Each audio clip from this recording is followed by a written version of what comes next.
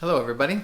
Welcome to the Institute. It's been a while since we have met because of some scheduling things that have kind of made us skip one. So I think it's probably been about a month, I think, since we've gathered together as a group for some leadership training. So let me remind you what we're talking about. I don't know if you remember, but there was this large-scale study that was done, and they looked at these large and successful companies and tried to figure out what are the things that these companies have done to find the success that they found. And they found that there was 4 things that every single one of them did. And the first one was bet on leadership.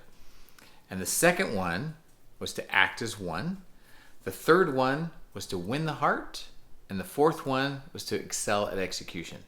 So we're going to dig into each one of those in our Institute time. And obviously we're just going to skim the surface because we could talk a lot about each one of these. And we might later at some point.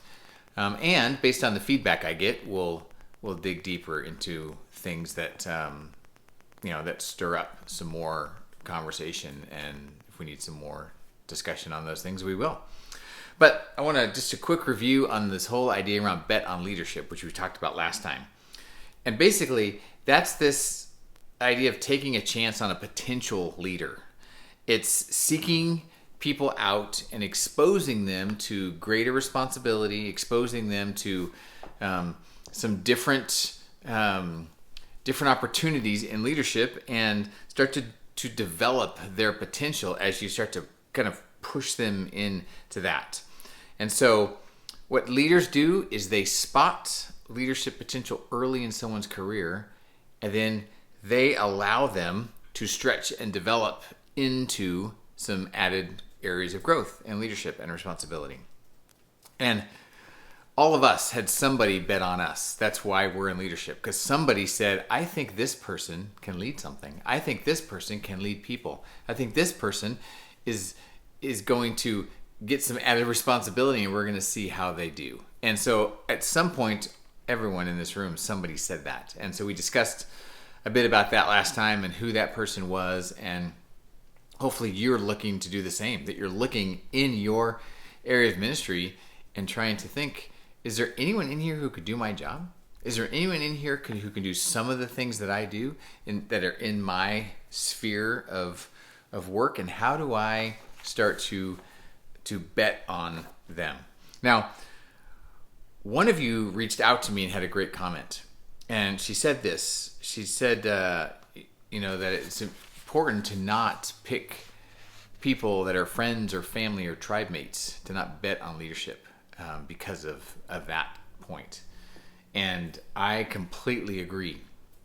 The truth is, that's just politics, is all that is. And what it actually does is it takes away some of your authority as a leader. Because everyone knows when you pick someone who's family, or they're your friends, or they're your tribe mates, everyone else knows that's why you chose that person. And all that does is tell them that person is not a very courageous leader, because they don't have the courage to actually pick the people that they really think can actually accomplish the job well. They're playing games, and they're picking their friends or their family or their tribe mates. And that ends up hurting the organization because you don't have the right people in those spots. It ends up hurting your leadership because everyone knows why you chose them. And it hurts them and their opportunity because everyone looks at them and go, the only reason you have that spot is because you're a family member or you're a friend or you're a tribe mate. And it's just not good for anybody at all. So we need to make sure that we're choosing people on their merit, that we're choosing people on their character, that we're choosing people on their ability to responsibly take the tasks that they're required to do and be able to, or have the potential to do them well. All right, so now let's talk about the second one. How do we act as one? Now, this is all about unity. And the way this plays out is when a decision is made that you don't agree with. Because no doubt there's already been times, and there are going to be times when you're sitting in a meeting, and that meeting could be a departmental meeting, it could even be a one-on-one meeting, and a decision is made that you don't agree with. And so you have to think, what do I do with this? I don't agree with it. I mean, so do you walk out of the meeting and talk amongst yourselves? You know those meetings where you have the meeting and then there's an after meeting, or it's at lunch, or it's walking home from work. It's in the van and it's all tick, tick, tick, tick, tick, tick, and you're disagreeing. You all know those conversations because you've been in them. I'm sure I've been in those, and those are not acting as one. Those are the exact opposite as acting as one. Because the other way is you walk out of that meeting unified, even if you disagree. So what that means is this. That means you don't gossip about your leader because they are doing something you disagree with. It means that if you were to then walk out of that meeting and say, fine, I'm not going to do that, or I'm going to do the bare minimum, that's not acting as one. Acting as one doesn't discuss it out of the meeting if you disagree with it. Acting as one says, I'm all in. I disagree with it, but I'm a member of this team, and I'm going to do my absolute best to push this thing forward. And even if you don't agree, you push it forward. Now, I'm not talking about if something unbiblical or immoral or illegal comes out of a meeting. That's completely separate. If there's in a meeting and your leader is asking you as a team or you as an individual to do something illegal or immoral or unbiblical, we know the process for that. We've talked about it so often in the Vine. It's Matthew 18. You go to that leader and you say, I disagree with this, and here's why. Because it's illegal, and here's the law. It's immoral. It's unbiblical. Let's take a look at Scripture and see how this lines up. But if it doesn't line up with those things, and it's just an opinion that you disagree with, then it's your job to act as one. And when you hear other people talking about it, guess what? Have the courage to stand up to them and say, you know what? We're not going to talk like that. We've decided in a meeting this is the direction we're going to go. You might disagree with it, but this is what we're supposed to do. That's what leaders do. Leaders don't sit back and gossip about things, nor do they sit back and listen to it. It takes two. And it's our job as a leader to make sure that we as a ministry are acting as one, that we are unified, even if we disagree. There are many times where I disagree. Like today, I was meeting one-on-one with Sam. And one thing that Sam wanted to do, and I disagreed with it. If I was Sam, I wouldn't have done it. Now, it wasn't unbiblical. It wasn't immoral. It wasn't illegal. So I shared my opinion. And I said, Sam, it's up to you. Now, I could have, as his boss, told him, no, you're not going to do that. But I thought, no, he's thought through it. This is how he wants to do it. I've given my opinion. We move on. Now, the same thing can happen when you're dealing with someone that you're a leader over in your organization, or if it's somebody who is leading you. Because the truth is, everyone in this room, you have people you're leading that are below you in our organizational structure, and you have people who lead you that are above you in our organizational structure.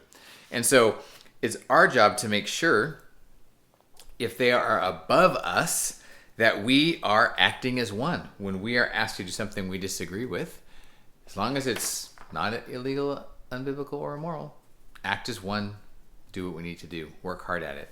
Then it's our job to make sure, as we are leading out with the people below us, if we know there's some people who disagree with us, that we have taken the time to listen to them, that we have prayed about that we've talked to other people, maybe your supervisor, you've talked to them about it, or maybe another peer that you've talked to, another colleague, is that if somebody does say, you know what, I disagree with that, and here's why, it's, as a leader, it's not our job to just shut them down. It's our job to, step back and listen. Okay, tell me why. I'd like to hear more about that.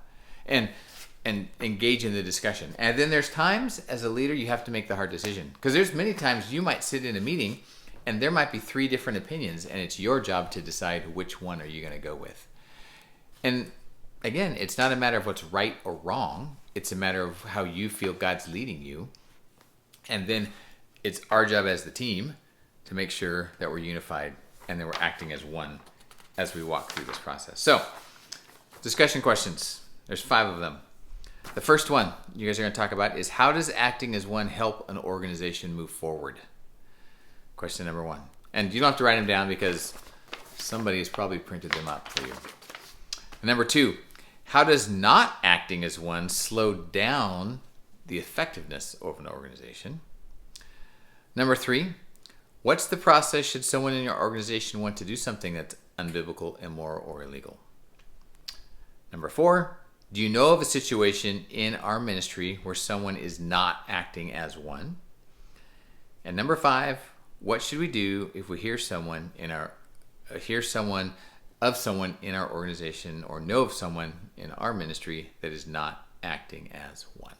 So those are the discussions. You might have other discussion points as well. And I'd love to hear back from you if there's any further talk about any of this. If we need to discuss more, great, love to do so. But after the last one, I ended up talking to two different people about it. It was a great discussion about what they learned and what they thought. And so I'd love to do that, continue to do that as we keep working through these. All right, go ahead and break up into those groups.